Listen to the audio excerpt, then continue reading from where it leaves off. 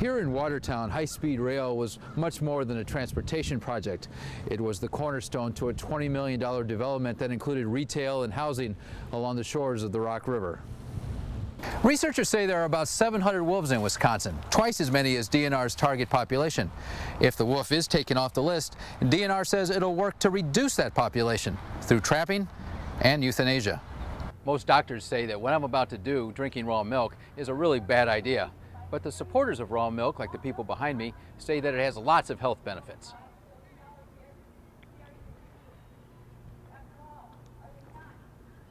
Not bad. The fight started here between third base and home plate when a runner for Noblesville was caught in a rundown. The umpire said he was interfered with and they gave him home plate, giving Noblesville the lead. That's when the Hammond managers came onto the field to argue the call. Republican state lawmakers bring back a bill that would require voters to show a photo ID before voting. Republicans say it would help stop voter fraud, but Democrats oppose the measure, saying it would disenfranchise voters. Senate Majority Leader Scott Fitzgerald says passing the bill is one of the first things he wants the Senate to do. Well, Greg, the bill was supposed to make it easier for military vets to go to state colleges and universities, but like most things in the Capitol, that was easier said than done. Officials find another firebomb in Washington, D.C. just yesterday. Two similar packages ignited in flames after being sent to government offices in Maryland. ABC's TJ Winnick has the very latest. With 24 freight trains a day passing through this city of 23,000 residents, Watertown is no stranger to the sounds of locomotives. Once a day, Amtrak's Empire Builder roars through on its way from Chicago to Seattle. But without a station, it never stops. They had the funds for that, and now they don't. Mayor Ron Krieger says the project would have meant jobs and opportunities for Watertown. He calls opposition to the project short-sighted. This isn't something that we should be looking at for the next year or two. This is something that the city of Watertown, but more importantly, the state of Wisconsin, needs to look at for the next 3, 4, 5 decades. Here in Watertown, high-speed rail was much more than a transportation project. It was the cornerstone to a $20 million development that included retail and housing along the shores of the Rock River. Tom Schultz, who runs the local newspaper, says letters to the editor have been running 50-50. I would say it's pretty balanced. We get some that are very passionate about having it here and others that are very serious. They want to see it stopped. Opponents to the train gathered over 2,000 signatures to put an advisory referendum on the April ballot.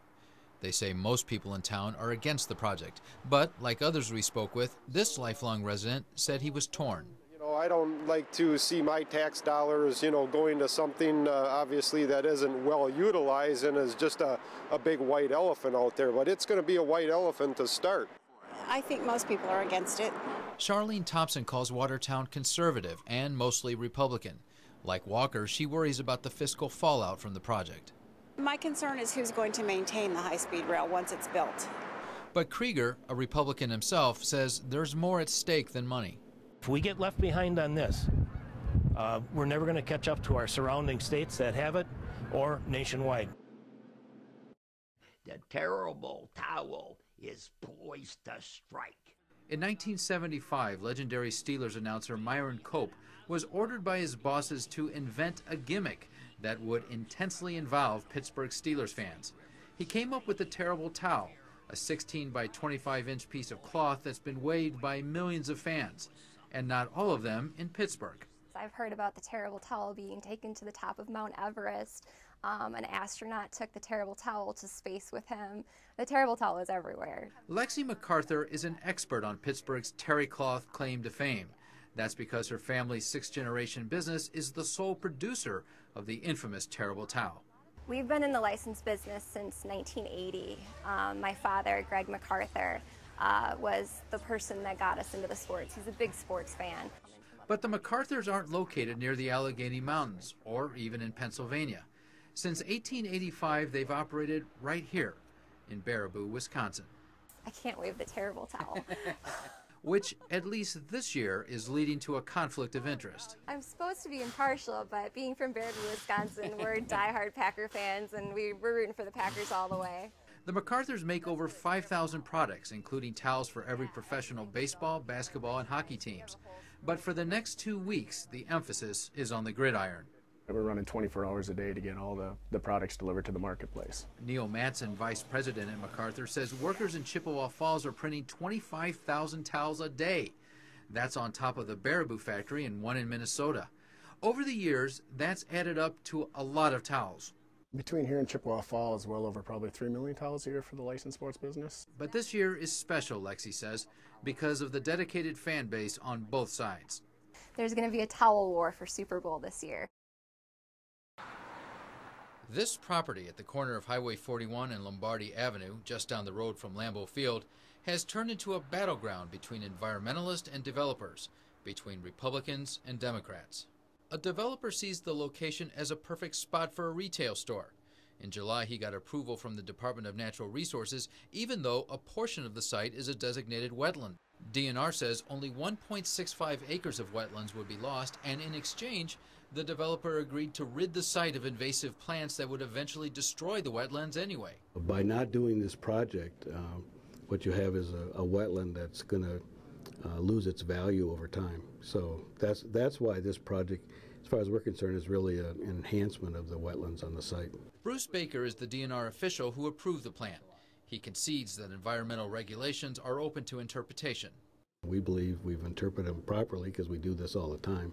But a wetlands advocacy group filed an appeal, which was working its way through the process.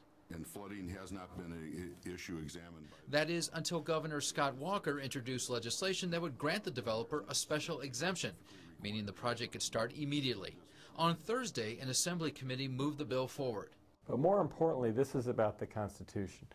Madison Democrat Brett Hulsey says Walker's plan to circumvent the appellate process is a violation of people's rights. He says the developer should go through the process like anybody else. This is about our rights to say, we don't like what the government's doing, and we can appeal that decision. What this bill does is go in and it takes away the constitutional rights for citizens to appeal. And if you're wondering who's behind the project, you don't have to look far from the site. They fake it to Kuhn and the Green Bay Packers have backed several projects along Lombardi Avenue. John Bergstrom, a prominent car dealer and member of the Packers executive committee, said publicly he's developing the project on behalf of the team.